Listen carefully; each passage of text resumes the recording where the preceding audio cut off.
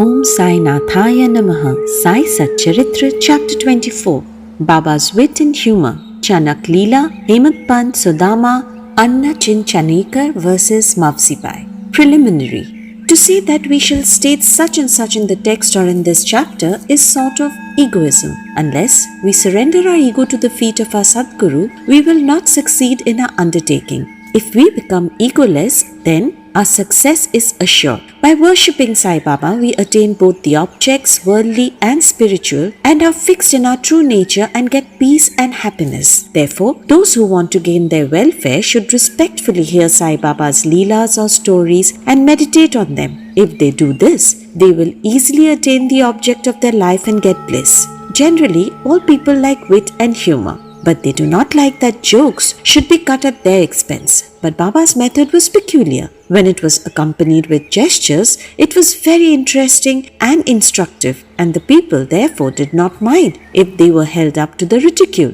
Hemant Pant gives his own instance below. Chanak Leela. In Shirdi, bazaar was held every Sunday and people from the neighbouring villages came there, erected booths and stalls on the street and sold their wares and commodities. Every noon, the masjid was crowded more or less, but on Sunday, it was crowded to suffocation. On one such Sunday, Hemant Pant sat in front of Baba, shampooing his legs and muttering God's name. Shama was on Baba's left, Vaman Rao to his right. Shriman Bhuti and Kaka Saheb Dikshit and others were also present there. Then Shama laughed and said to Anna Saheb, "See that some grains seem to have stuck to the sleeve of your coat." So saying, he touched the sleeve and found that there were some grains. Hemant Pant straightened his sleeve to see what the matter was, when to the surprise of all, some grains of gram come rolling down and were picked up by the people who were sitting there. The incident furnished a subject matter for joke. Everybody present began to wonder and said something or other as to how the grains found their way into the sleeve of the coat and lodged there so long.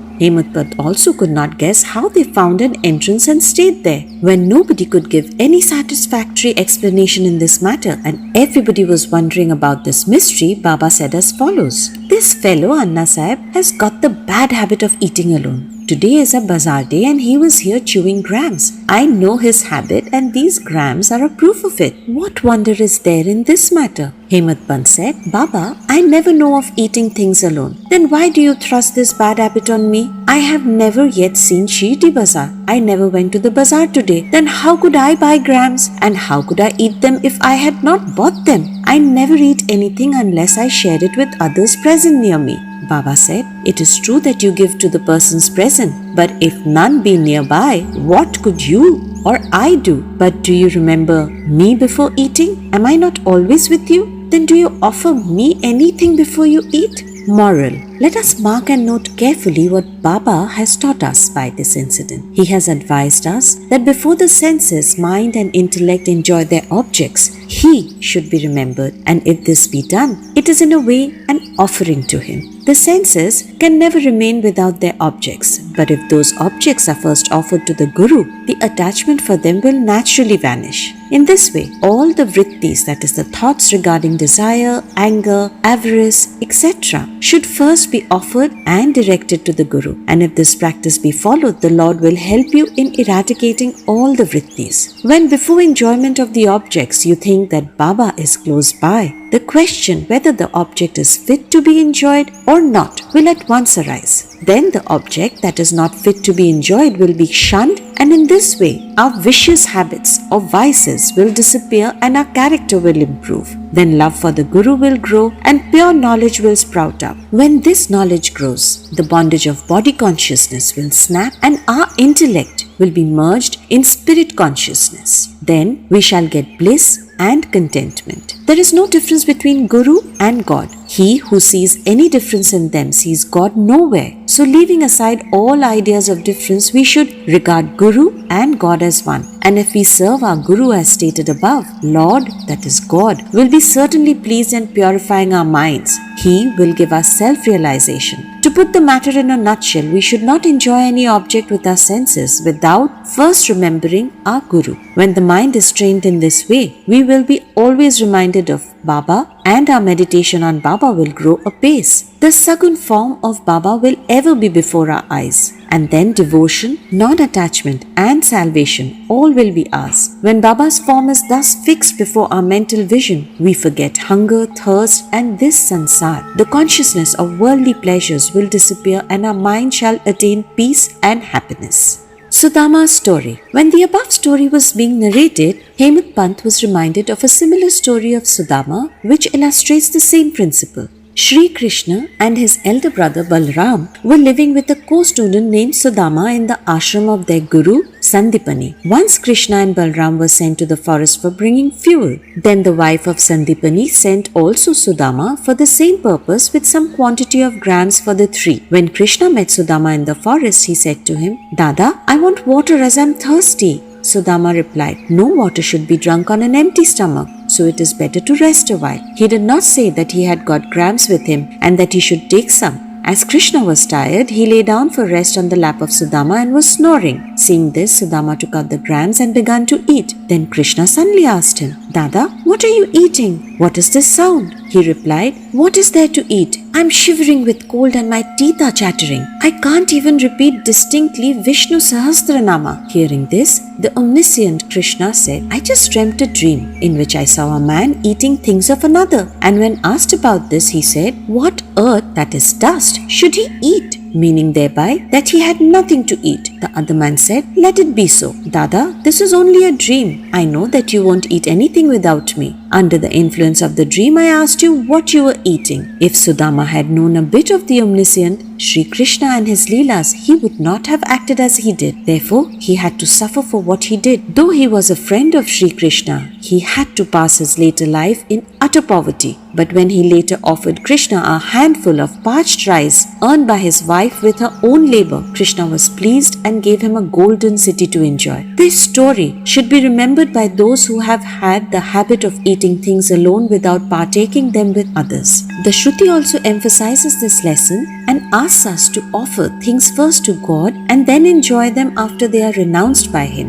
Baba also has taught us the same lesson in his inimitable and humorous way. Anna Chinchanikar versus Mavzi Bai. Hemant Pant now describes another witty incident in which Baba played a peacemaker's part. There was one devotee by name Damodar Ghanshyam Babare alias Anna Chinchanikar. He was simple, rough and straightforward. He cared for nobody, always spoke plainly and carried all dealings in cash.